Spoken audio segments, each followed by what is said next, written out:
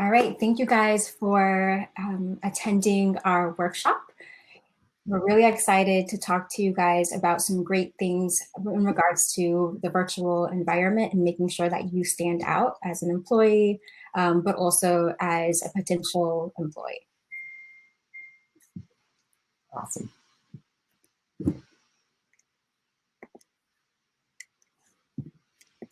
So, as you guys may know, JOPWELL provides Black, Latinx, and Native American students and professionals with access to resources, community, and career opportunities, creating a vital network that accelerates a greater workforce for all.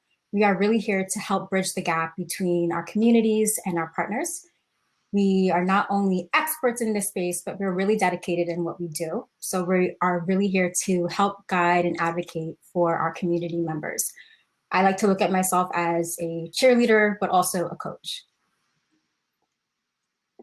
Awesome. So quick introductions on who will be leading your session. My name is Jamie Ballesteros, and I'm a client success manager here at JOPWELL. And what that means is I work directly with our partner companies to help them come up with strategies to connect with users like you.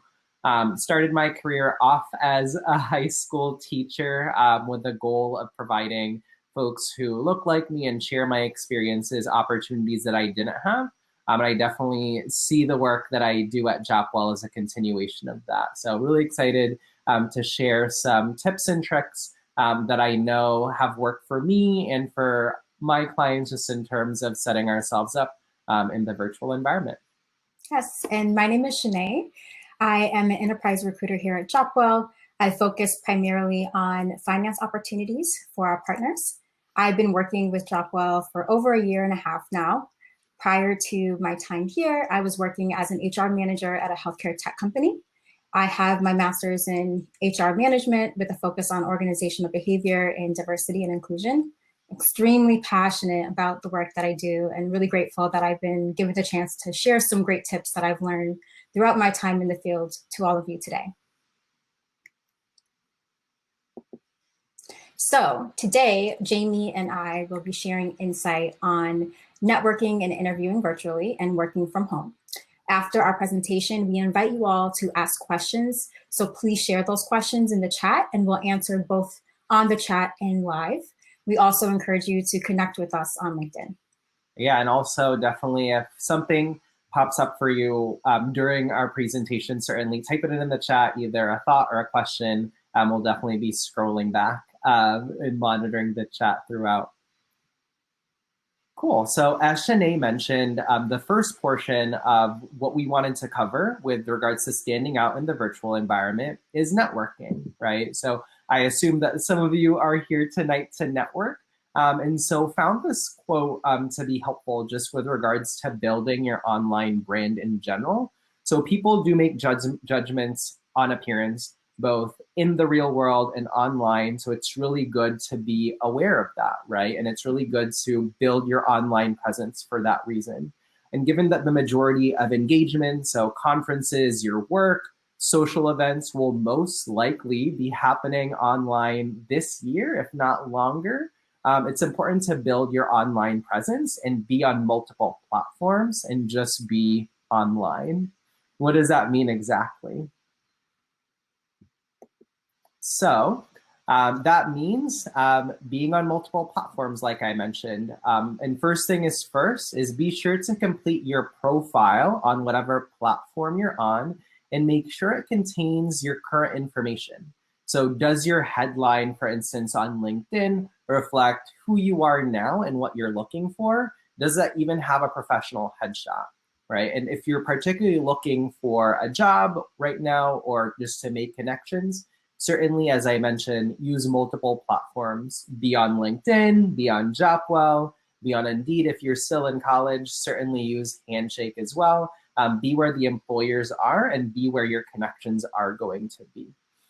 And if you're currently networking to find a new role, not all companies post their jobs and events on all platforms. So that's another reason why you should be on multiple platforms. So it's important that you select 3 to 4 platforms that you are ensuring that you have 1, an updated profile on, and 2, that you're continuing to monitor at least once a week to ensure that you are on top of any job postings that you might be looking at. And lastly, let connections know how they can help you if you are on a social platform, right? Does your headline, if you're looking for a job, does your headline have the job that you're looking for, right? Are you commenting on people's content? Are you making yourself available on the chat, right? On this session, letting us know what tips you might need. So certainly let people know what you might be looking for online so that they are more well equipped to help you. It's not enough to just, again, be online, but certainly let people know how they can help you. So next, set the occasion. There are multiple ways to build your online presence. Of course, being on multiple platforms is just one of them, but you're certainly setting the occasion now by being in this virtual conference, right? We're definitely going to see more of these over the course of the next few months. And if you're looking for a job, a lot of companies will be hosting webinars either on JOPWELL or other platforms. So definitely engage in that way. And when you're attending these types of events, don't be just a passive participant. If you're looking for something to network, if you're looking for a new role, if you're looking to learn, definitely engage, right? The first way to engage is to get in touch. So if someone said something during an event, during a panel that sparked your interest, definitely make that connection. Personally, reach out to them on whatever platform you may be on and personalize your invite. In the next slide, I'll have a few examples of what that exactly looks like. But if you've never met someone, but definitely aspire to, you just see their LinkedIn profile and you aspire to be in a certain industry or a certain type of role, cold outreach works too, and we'll certainly have examples of what that outreach can look like. And lastly, when you're networking online, remember that networking is a two-way street, right? So think through what you can offer your network as well. It's your skills, it's your connections, it's your unique insights, and be ready to share that out, right? Comment on, again, content, type it in a chat forum that you might be in, put it straight up on your headline or on a connection request that you might send out. And so I promised a few examples of best practices with regards to outreach. So this is a series of messages that Danielle, my colleague, and I sent each other just as an example. If you can't see it, be sure to double click on the screen share so you're able to enlarge it. But from mine, I'll just read it out to you. On the bottom left, I think that's particularly a really good message if you are meeting someone at a virtual conference or hearing someone talk at a webinar, right? So something along the lines of, hey, I heard you speak at X, Y, and Z panel. I thought the content was great, would love to connect. That's an easy connection to send out, right? And that'll be a great way for you to keep in touch with someone virtually.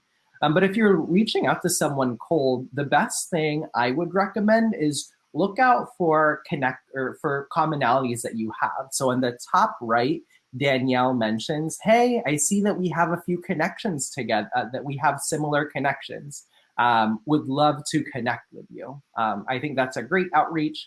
It shows me that we're in the same network, but don't be afraid if you're not in the same network, still send out that outreach, right? But when you're doing that, let people know why you're reaching out. So on the bottom right, for example, Danielle mentions, hey, I noticed that you are doing work in DI and recruiting. I would love to do that type of work. Can I pick your brain on these things? So again, really ensure that folks know why you're reaching out to them cold by stating that reason so they know how they can help you. So in the wise words of the Fresh Prince, if you stay ready, you don't gotta get ready. So this quote can really apply to almost every aspect of our lives, right? But today I wanna instill this in regards to virtual interviewing.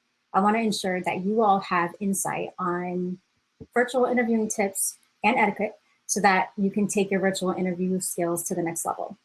So short story, I had my first virtual interview 8 years ago, and at the time I was a complete wreck. So I asked a couple of friends and classmates if they've ever participated in an interview before, but everyone kept telling me no. So I ended up doing just a little bit of research and decided that, yeah, I'll be fine. If I focus on what I'm going to speak about and how I'm going to present myself, everything will just come together. But I was wrong. So for starters, the day before my interview, I realized that my laptop's camera wasn't working. So my laptop was about 4 years old and it was pretty beat up. So I thought about using my cell phone, but at that time, we were probably on the third iPhone and the cameras were terrible. So essentially, I was scrambling around for a laptop. When I finally found one, I tested out the camera, but I didn't think to test out the sound. So on the day of the interview, I was unable to hear the recruiter and kept asking her to repeat questions. So long story short, because I didn't properly prep for the interview, I didn't present as well as I thought I would have, and ultimately I didn't get the job.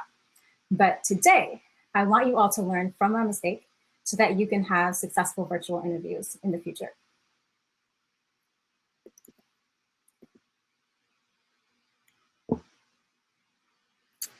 Set up your personal space, very important. In an in-person interview, the company is the one that's responsible for the physical setting.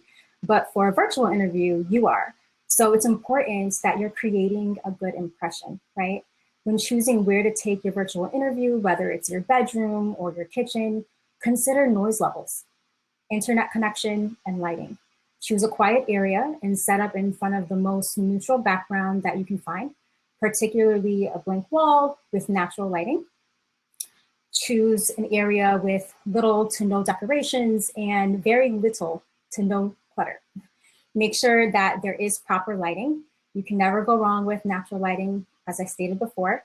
Ensure that your light source sits behind your camera and not behind you. If you can't find good lighting, consider purchasing a ring light, a selfie ring light. You can get one from Amazon. This selfie ring light sits around the camera or around the camera on your laptop or your cell phone. And if a phone is your only option to do a virtual interview, make sure that you aren't holding it for the interview. You need to have a phone stand and utilize that to make sure it's stable as best as it can be. And also, it's very important to test your tech in advance. You can minimize the chances of technical difficulties by testing out your setup in advance, by using the same platform, internet connection, and hardware that you'll be using for the interview. You're gonna wanna make sure that you turn your camera on, make sure it's working, check out your frame.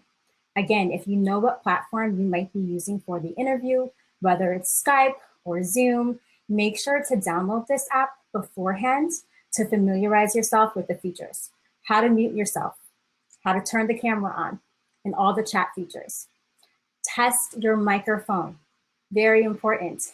Make sure it's working. When I log on to a call, I typically ask the other person, can you see me? Can you hear me all right?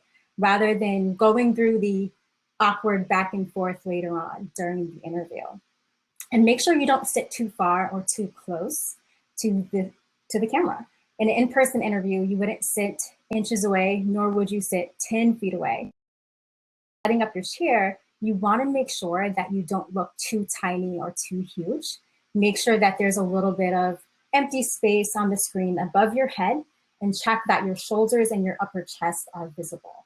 So I'm going to strongly encourage you all to test out your setup with a friend. Have a friend video chat with you to make sure you're proportioned appropriately on the screen and that you can hear and be heard and see and be seen.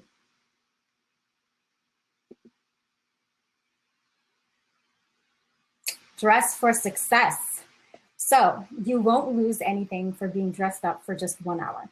But if you aren't dressed up, there's a chance that you may. When you get dressed up for a video interview, you want to be dressed from head to toe.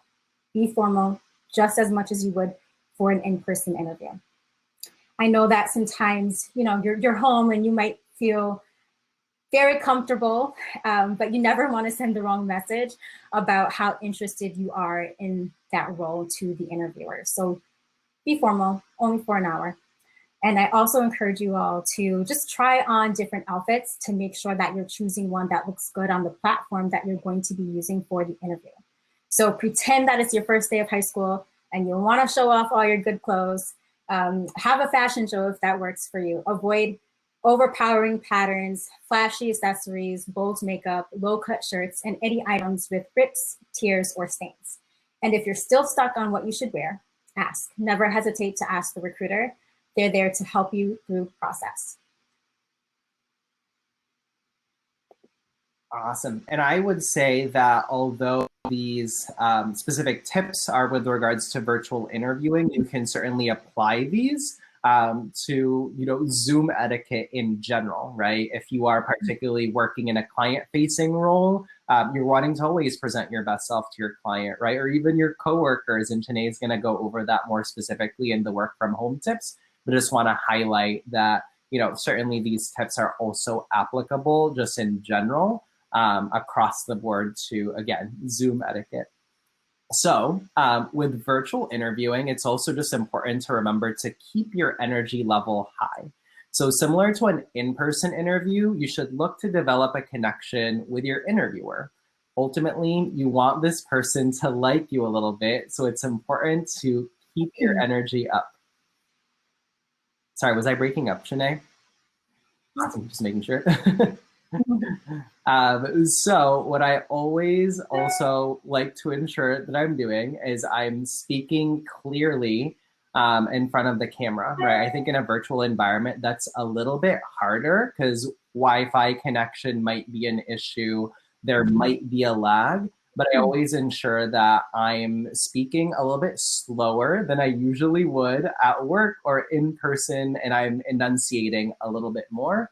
Because again, you never know whether there's a lag on the other person's end or the connection might not be the best. And also when I hop on Zoom calls or just calls in general these days, I always start off by, can you hear or see me all right? Especially if it's someone who I may be on the call for the first time with. Another thing to be mindful of is to just check your volume. So if you're like me, you might be yelling into your microphone sometimes, and that might not be pleasant to the other person who is on the other end. So when you're hopping on a specific platform for the first time, I usually recommend to get your roommate or friend to log into a video call with you to check how you look, but also how you're coming across and how you're sounding on camera. And we've already kind of covered this, but again, be mindful at the speed in which you're communicating and responding to your interviewer.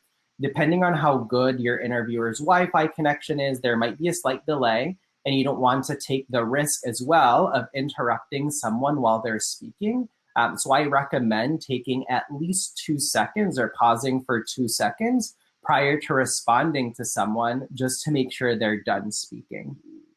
And lastly, smile. People want to see that you're positive and have a good attitude, especially if you're trying to land a job virtually these days. And people are responsive to folks who in general seem friendly.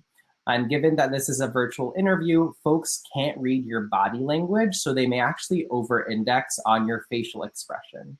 So be sure you're coming off as friendly and smile in a natural way.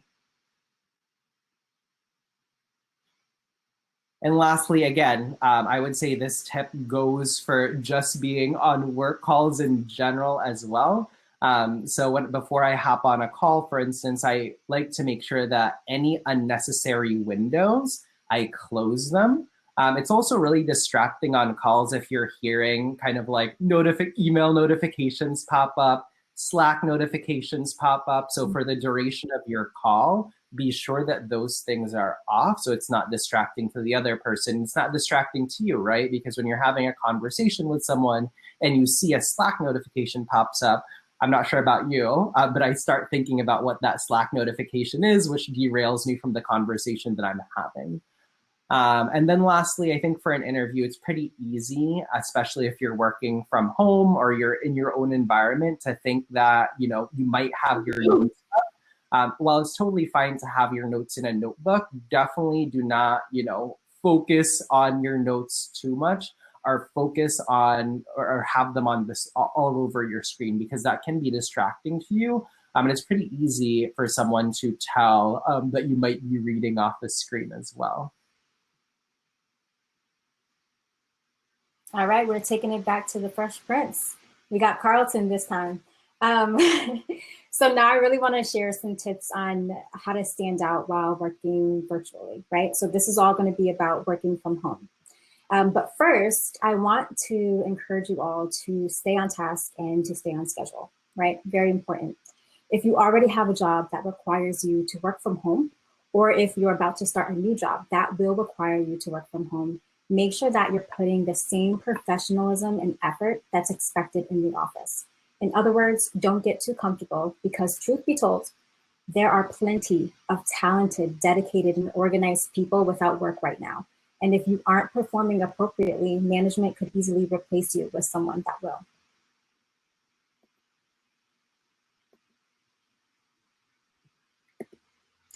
So it's very important to start by creating a designated space to work. Nobody knows when this pandemic will be over and when it will be safe to return to our offices. So we have to really make the best of what we've got. When it comes to our workspaces, we need to keep our mental and physical health in mind.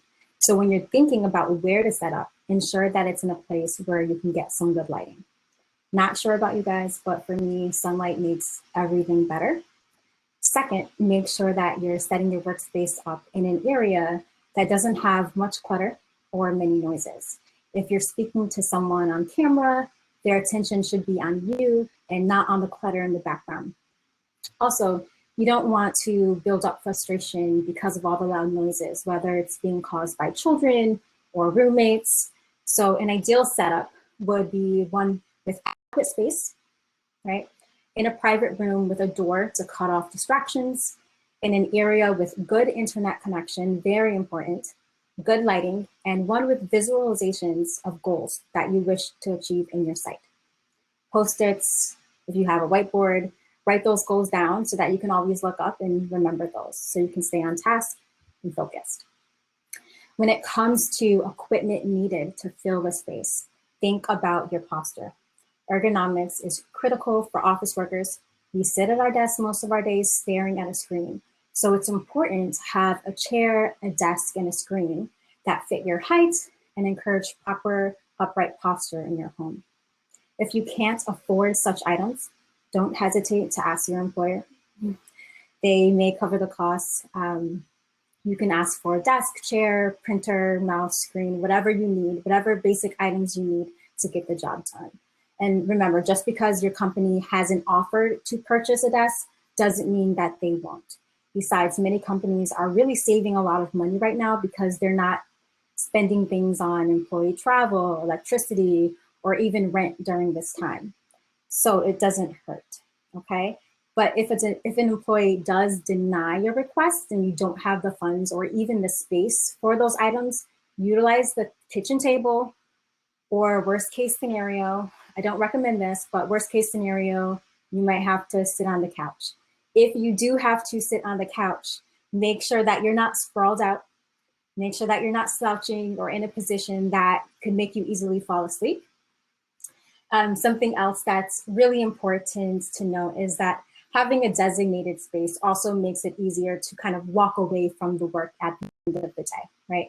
If you're in a work is always on your mind all day, all night, it can be hard sometimes to maintain a work-life balance. But when you literally create separate spaces for work and create and play by those boundaries that you've created, it makes it much easier to separate the two. So my father, he spent the first 2 months of COVID building 2 in-home offices in his finished basement. He is a workaholic, but he knows that if his laptop for work stays downstairs, that means he can't bring it up, right? That's his workspace. He is not allowed to bring any work papers or anything that has to do with work upstairs. If he wants to come up to watch a game, spend time with his grandchildren, or eat, he's got to leave everything downstairs in that office.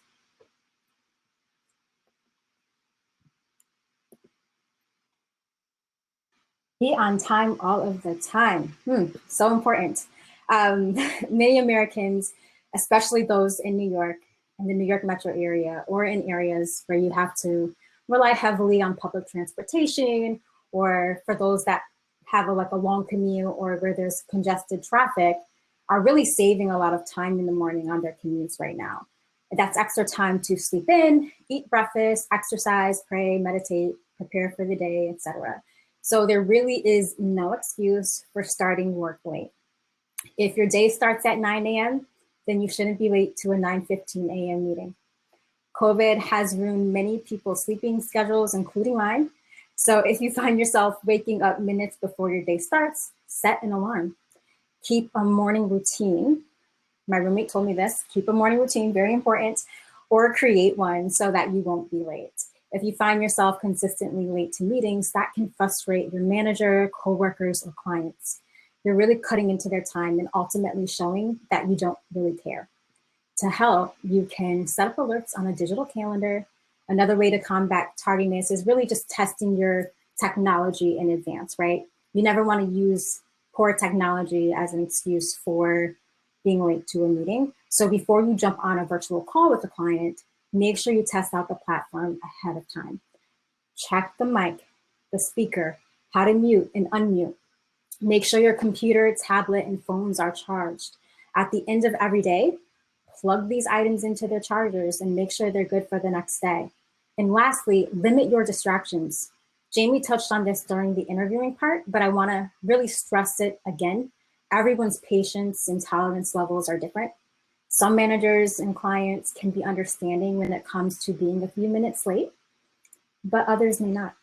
You can't always hide behind an excuse, especially because many people may be dealing with the same types of things that you could be, but those people may still be able to manage their time well.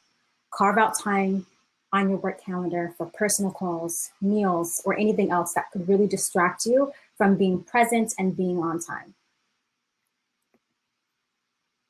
Dress professionally. So we mentioned this for the virtual interview. That's not the only time you should be dressing for success, okay?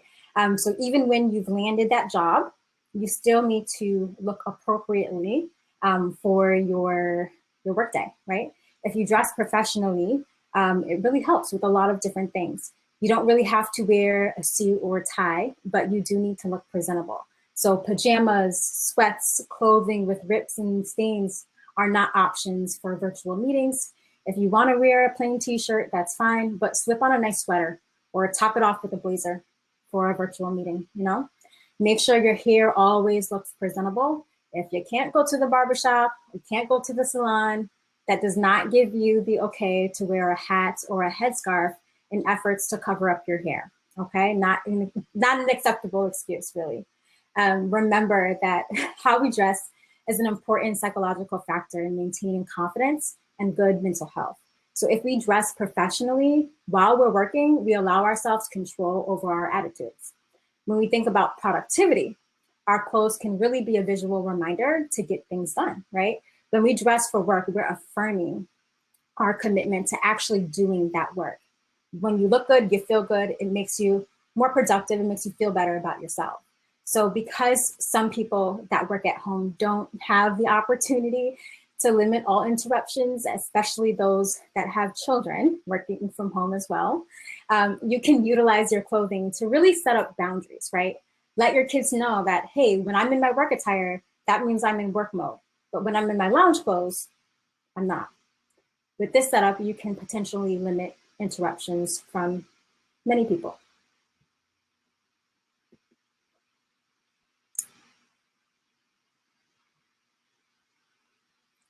Communicate, very important as well.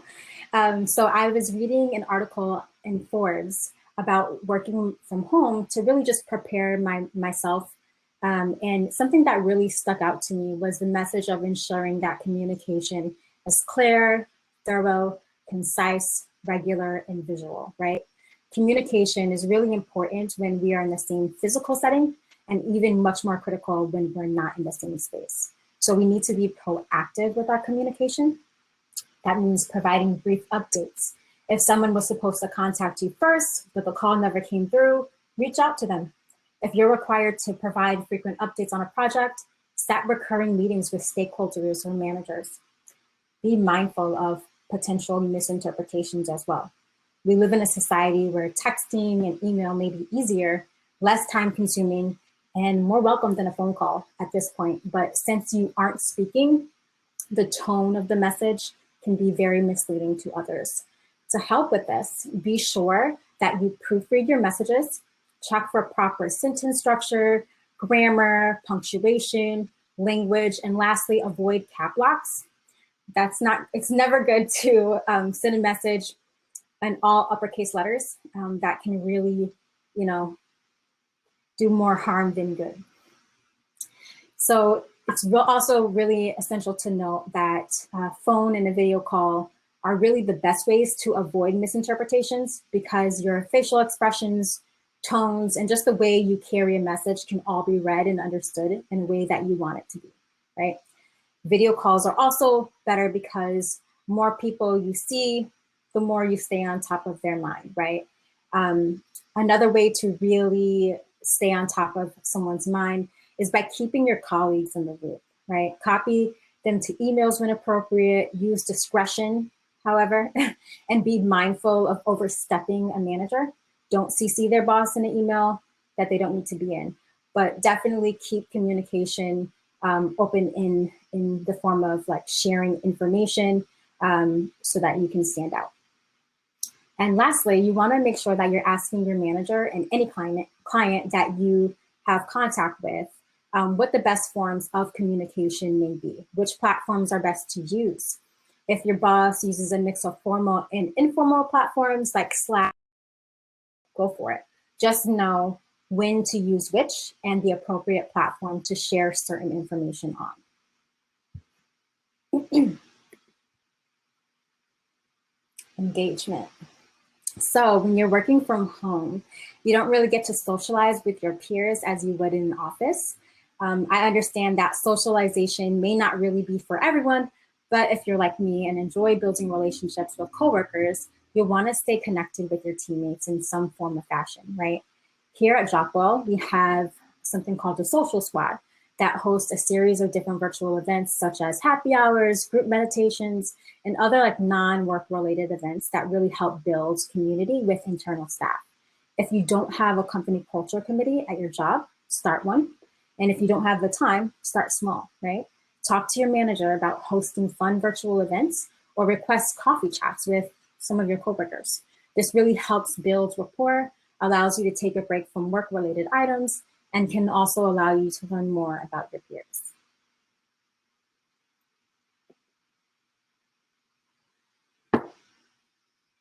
Well, we have, I think, one question or a few questions in the chat so far. So, okay. Hey team, should we be transparent about our skills, knowledge gaps for our role when reaching out to a colleague / network about open roles or opportunities? I would say that if you're initially reaching out, definitely do not feel like you have to disclose some skills or knowledge that you may be lacking. I think for some of us, we may be reaching out about another role, obviously because we want to be stretched, and therefore we may not actually have all the skills necessary yet, but that doesn't mean you don't have the transferable skills to be able to learn those things down the line, right? So those are things that will be assessed in the interview process. So don't feel like you have to, initially in your first few conversations, mention that you haven't had the experience of, doing X, Y, and Z, which was in the job description for the role that you're applying for.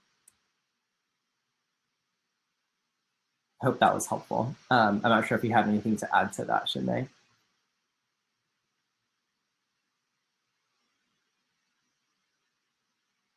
I'm going to take the next question. It looks like somebody had asked or mentioned utilizing referrals and professional networking are the primary ways to find employment. How can I leverage my personal professional network to advance my career, land my dream job? All right, this is a good one. So Really just, as Jamie mentioned in the presentation, reaching out to people that might have similarities to you is a good way to start, and really find people that are already in those places, right? So if you know that this person is working your dream job, find the similarity, reach out to them, and have that conversation to see what steps they took and what steps you need to take in order to get to where you want to be.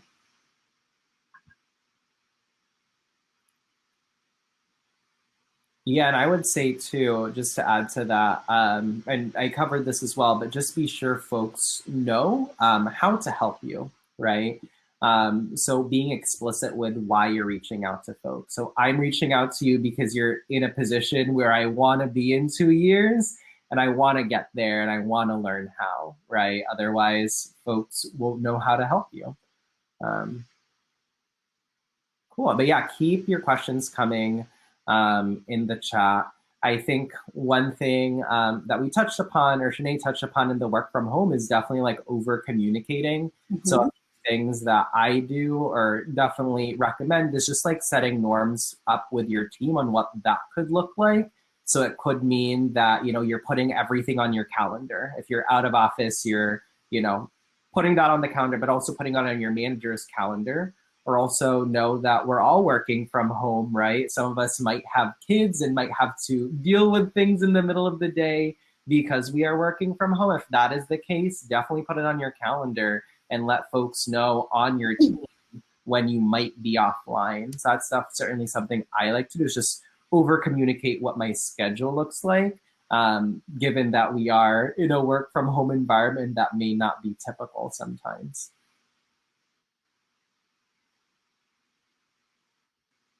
Yeah, I want to just kind of reiterate something that I discussed. It's really about finding time for personal things in your schedule. Make sure that you're setting an hour to really get those personal items done. If you know you're expecting calls, have someone call you between that time that you have. If you're hungry, still take your lunch break. No one's saying you have to work through the entire day. Just to make sure that you are doing some things for yourself. Carve that time out, putting it on your calendar, making it visible so that your coworkers can see and so that they know not to distract you during that time is very important.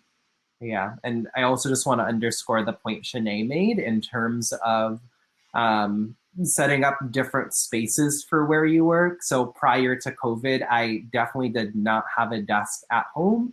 And whenever I worked from home, I would either do it on the couch or on my bed, which led it to bleed into my general life in general. And so now that I have a desk, I definitely leave all my work stuff on my desk. And when I'm not at my desk, I'm not doing work. So I think that definitely helps.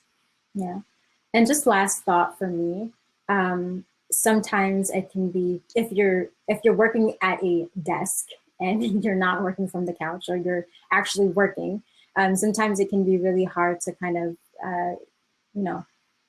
relax. So I really think that, in between a call or in between writing an email, get up and stretch. You don't want to be crammed. You make sure that you're stretching your hands. You don't want to get carpal tunnel. Walk.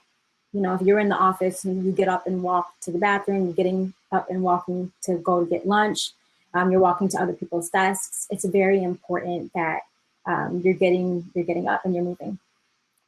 Awesome.